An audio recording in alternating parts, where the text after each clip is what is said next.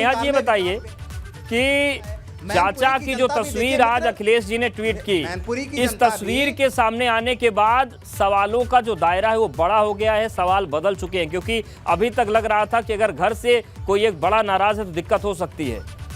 शिवपाल जी के आने के बाद साथ किस तरीके की स्थिति बन रही मैनपुरी में? देखिए अब देजी परिवार पहले से एक था, एक है और एक रहेगा।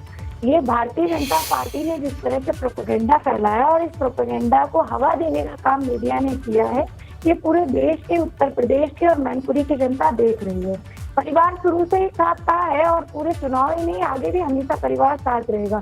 सवाल ये नहीं होना चाहिए कि परिवार किसका कहाँ है, क्या कर रहा है। सवाल ये होना चाहिए कि उत्तर प्रदेश की स्थिति बीजेपी की सरकार आने के बाद में क्या हो गई है। उत्तर प्रदेश में महंगाई चरम पे है, बेरोजगारी चरम पे है और यहाँ मैं तो मैनपुरी में हूँ। मैनपुरी की स्थिति ये है कि यहाँ पे जब सपा की सरकार थी तो पूरा जगमग मैनपुरी हुआ करता था। अब यहाँ की जो स्ट्रीट लाइटें थी वो एकदम बुझ गई है और उन लाइटों को सही कराने के नाम पे यहाँ के मंत्री जी और विधायक जी लाइटें चोरी करके ले गए। तो स्थिति लोकल स्तर पे तो इनकी है और समाजवादी पार्टी को सच्ची श्रद्धांजलि मैनपुरी की जनता आदरणीय नेताजी को देने जा रही है और आदरणीय डिम्पल यादव जी को। नेहा जी एक चीज आपसे और समझनी है मुझे, जो शाकिर साहब हैं, भाजपा के उम्मीदवार हैं, वो नामांकन से पहले नेताजी की समाधि स्थल पर गए, उन्होंने आशीर्वाद लिया और उन्होंने ये कहा कि बहू और बेटे तो अपनी जगह है लेकिन शिष्य का अधिकार ज्यादा होता है अपने गुरु पर, और मैं मुलायम सिंह यादव का शिष्य हूँ। जनता क्या कह रही है, शिष्य के साथ है या फिर बहू के साथ है? देखिए बीजेपी के पास अपने कोई कैडर का कोई प्रत्याशी मिला ही नहीं, इन्हें कहीं भी कोई अपना प्रत्याशी मिलता ही नहीं है। आदरणीय नेताजी के बनाए हुए लोगों को ये लोग मैदान में उतार रहे हैं, लेकिन जो मैनपुरी की जनता है वो आदरणीय नेताजी की विरासत को ही मौका देगी और आदरणीय नेताजी की विरासत मैनपुरी से चुनकर के सदन पहुंचेंगी। जनता बहू के साथ है, जनता आदरणीय नेताजी के परिवार के साथ है, जनता श्रद्धेय नेताजी को सच्ची श्रद्धांजलि देगी और आदरणीय डिम्पल यादव जी को भारी मतों से जिता करके यहाँ भेजेगी। वो क्या कह रहे हैं, वो क्या कर रहे हैं, अगर सच में उनके मन में श्रद्धांजलि है तो सच में ही अगर वो नेताजी के आदर्शों पे चलने वाले हैं तो सबसे बड़ी बात तो नेताजी के विचार है।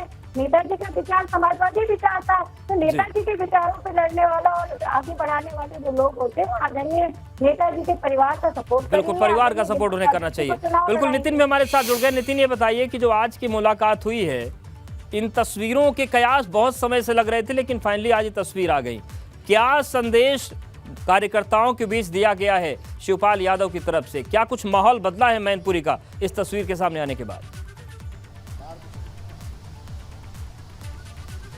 देखिए यही मैसेज देने की कोशिश की गई है कि जैसे फिल्मी डायलॉग है कि अपने तो अपने होते हैं, लेकिन देखिए दो चीज़ें हैं, पारिवारिक एकजुटता और कहा जाए सियासी मैसेज। ये अखिलेश यादव लंबे समय से कहते रहे कि परिवार का बिखराव नहीं है, ये सत्ता की लड़ाई है। इस साल 2016 से ये चीज़ें चलती रहीं, लेकिन आज जो मैसेज गया है उसका पूरे कहा जाए उत्तर प्रदेश में एक ज़बरदस्त मैसेज है।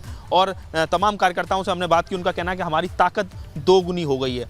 यानी अखिलेश यादव को भी कहीं ना कहीं ये मजबूर होना पड़ा कि शिवपाल सिंह यादव वो हकीम हैं जो जनता की नब्ज़ को समझते हैं। तो और ख़ासकर मैनपुरी के इलाके में वो ऐसे कहा जाए लीडर हैं जो 1 to 1 जिनका कनेक्ट है, यानी जिनका मुलायम सिंह यादव का जो छोटा स्वरूप उन्हें कहा जा सकता है, तो बिल्कुल गलत नहीं है।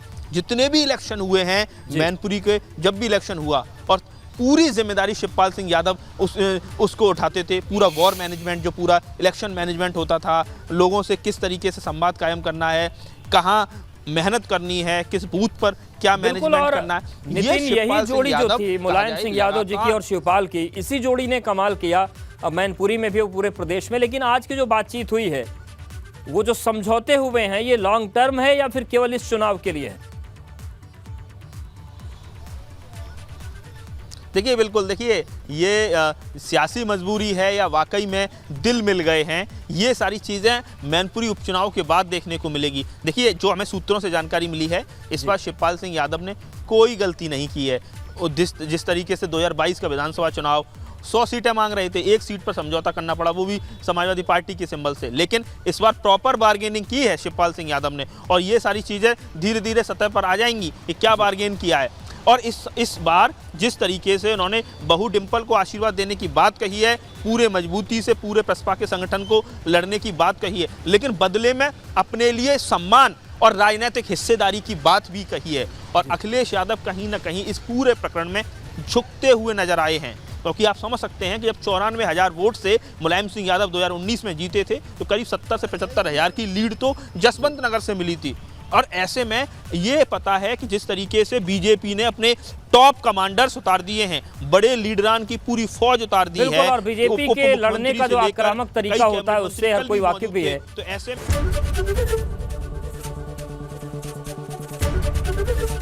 एबीपी गंगा, खबर आपकी, जुबान आपकी।